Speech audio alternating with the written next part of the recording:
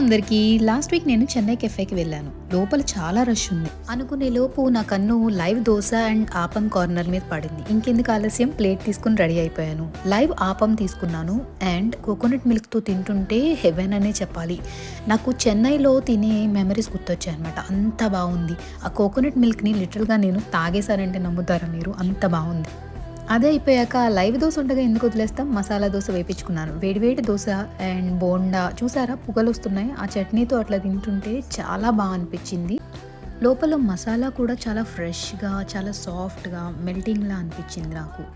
చూస్తున్నారుగా ఎంత పొగలొస్తున్నాయో. వీళ్ళ దగ్గర వెజ్ ఉంది, నాన్ వెజ్ ఉంది, అన్ని ఐటమ్స్ చాలా వేడిగా అన్నీ బాగానే ఉన్నాయనిపించింది నాకైతే.